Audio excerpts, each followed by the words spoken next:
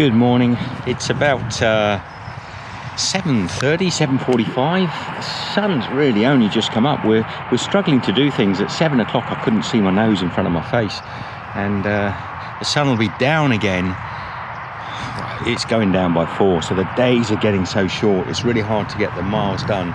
It's quite frustrating, and it is so hard to find places to wild camp here. And we find them, but they feel less comfortable. Anyway, we're under this beautiful oak tree. Will you look at this thing? Look at the gorgeous size of that trunk. Look at the bottom, the gnarly bottom going up. That is one beautiful old oak tree. It would be such a shame if anyone ever tried to cut that down. It must stay there. And actually, they need to manage these old trees. They need to be cut in such a way that they, coppiced or pollarded, so that they can actually last for many more years. It's an absolute beauty. How you doing, Michelle? Nearly done. It's nearly done. Michelle's just folding up the bedding, and we'll take the tent down. Last bits and pieces. We just want it over with now. It has become just an endless chore, this walk. The joy has just dropped out of it, I have to be honest. Another couple of weeks, maybe a little less, if we can motivate our speeds. Anyway, see you on the road. And can you trust that you won't blow away in the wind? Nothing left behind. Grass that'll recover like breath. Opera Mirror, Michelle and I are on the way again. I have to say that, no, there have been times on this walk where we both wanted to give up. And there came a point towards the end where we both realised that there was no way we could give up. It's too close. But I still feel like I really could do without this walk now, do you? Yeah, getting to the point where, I don't really want to do it, but I do want to finish. Just weeks left, less than a week maybe. Sorry, less than 10, maybe 12 days. And neither one of us even want to walk another 2 days. But we push on. It's all psychological.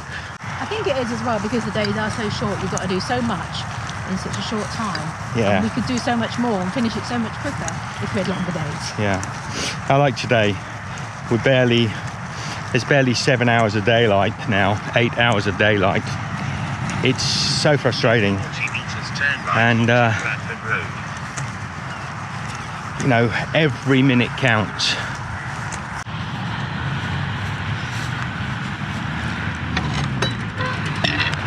Well, that was nice, Michelle. That was Rob. Oh, I didn't get a picture of him.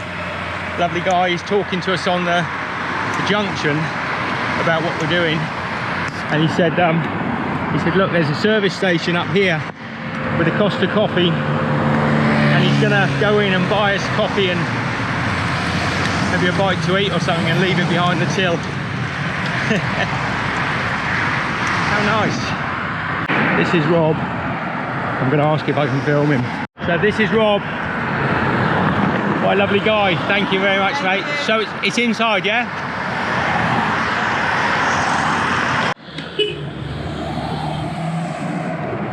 So that is Rob. Bought us a couple of big coffees, some snacks, and a bottle of water.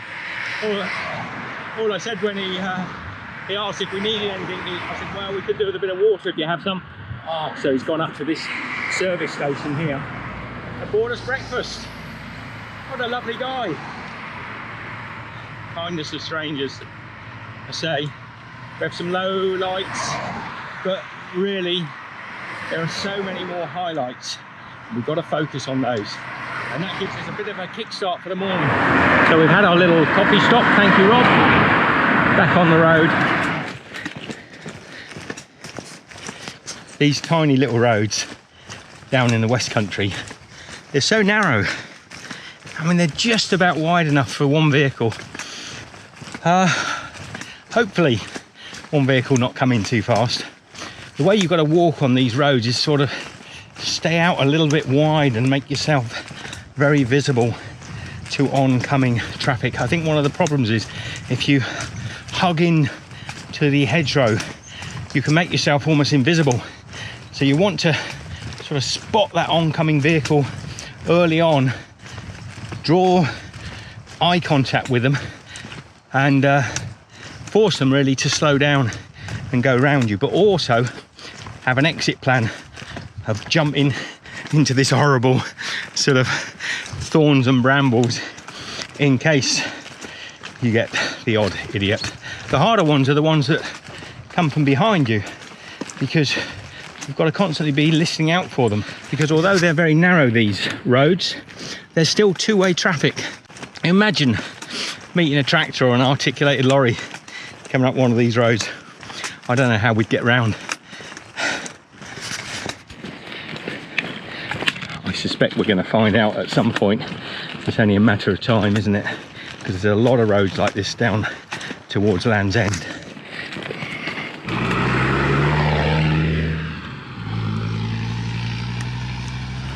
And there we go. 2 Land Rovers. One sort of smiled, one sort of didn't. You want to get in their way, would you, Michelle? I want to get in their way now. These are the days. Well, we should really stop about now. And,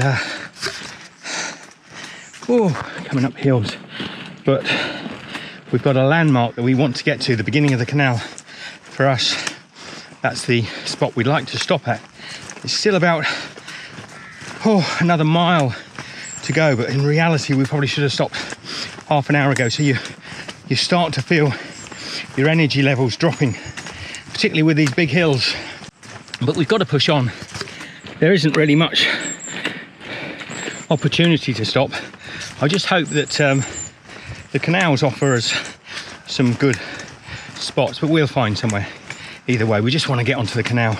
It'll be that feeling that we're on the flat ground again. But the walk to it is like a roller coaster of roads. Whew. Oh, that's nice. And there's a canal down there somewhere. I hope there's a canal down there somewhere. Could be over the next hill. It better not be. We have been walking for hours on these country lanes to get to our little Tiverton canal.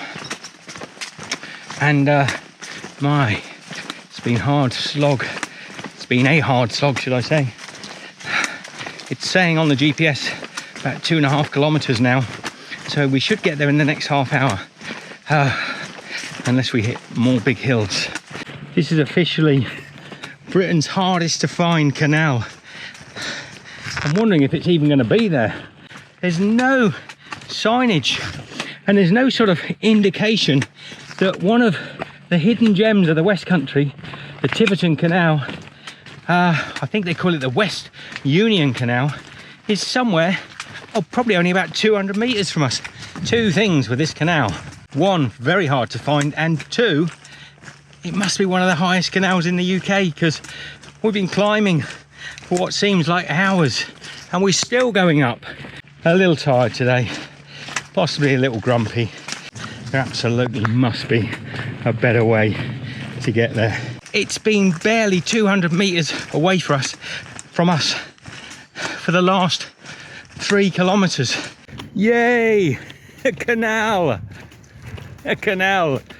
Hey! Oh, Lord.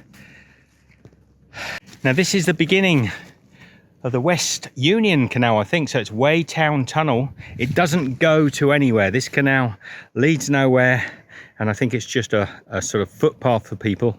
And the most remarkable thing is even at the beginning of the canal, there's no signposts. It's so bizarre. And I don't think I've ever seen such clear water. That's actually the bottom of the canal, the green down there. It's crystal clear. You can tell that boats don't go up and down it. It's been a long walk, but it's good to be here, Michelle. We got mangoes. Got mangoes. Got mangoes. Look, Got a bench. Here's the canal. What a beautiful stop. So here we are. We're on the Grand West Canal. Did you say, Michelle? Grand Western Canal. The Grand Western Canal. I believe. A little known canal of England, completely isolated from its brothers and sisters, this one really has no way of getting to it. So we suspect the waters are crystal clear. That's the bottom, the algae on the bottom of the canal you can see. We suspect there'll be very little, if any, boat life on here. Although it's possible nearer to Tiverton there might be some liverboards or maybe some business boats for tourists and what have you. Coming up, Michelle. I spy a picnic spot. Picnic benches. The camping spot.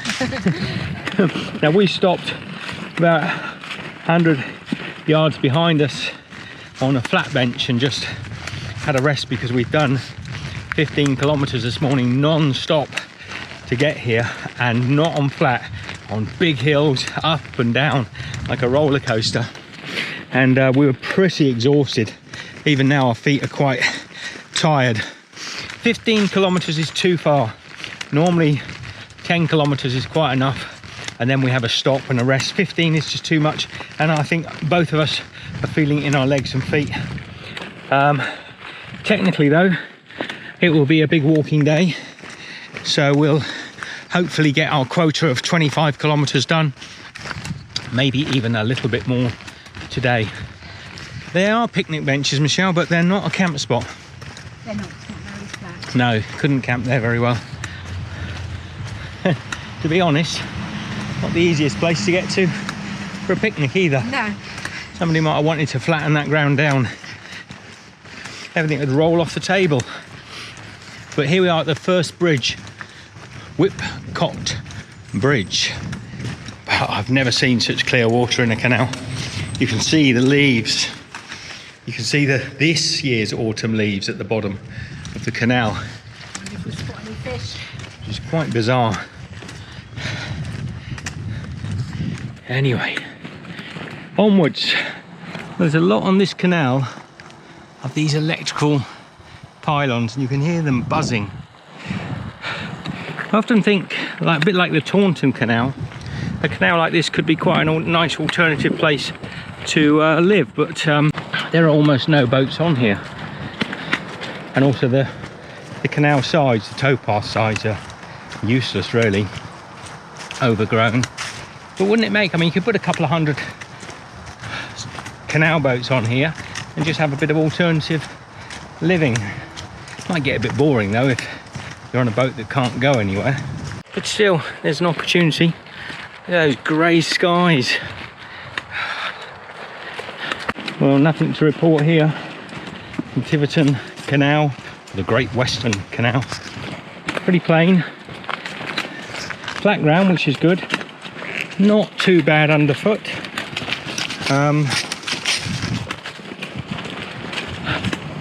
Maybe it's because it's autumn, just feels a bit dull and a bit lifeless. There's a few ducks and swans, or a swan, and a few ducks. We're still looking out for camp spots. Not a lot of places along here that have presented themselves as good overnight wild camping spots at the moment, which is problematic because we do need to find somewhere. That was a bird, Michelle. Well, it was a bike. We do need to find somewhere in the next couple of hours before we get to the town of Tiverton. So anyway, signing off. Not much happening here. What I'm really liking with the old phone boxes in most of these little towns is they're being turned into little places you can get free books from. Lots of the towns are doing this. It's really good. We are sheltering out the storm of storms in a children's play park. I'm not walking in this. This is absolutely horrible. Well, this is the first, Michelle. What's that? Sat around a kid's play park waiting for the dust to go down so we can camp in it. It's a nice bit at the back there. It's away from the town. We should be able to pitch tonight. It just hasn't stopped raining this afternoon. We've done a big walk today. It's been a good walk, but now it's got a tin roof up here, and you can really hear it when it rains hard. Oh dear, so hard to walk these distances in this weather. Anyway, good night. Light's starting to fade. It's getting to 4 o'clock.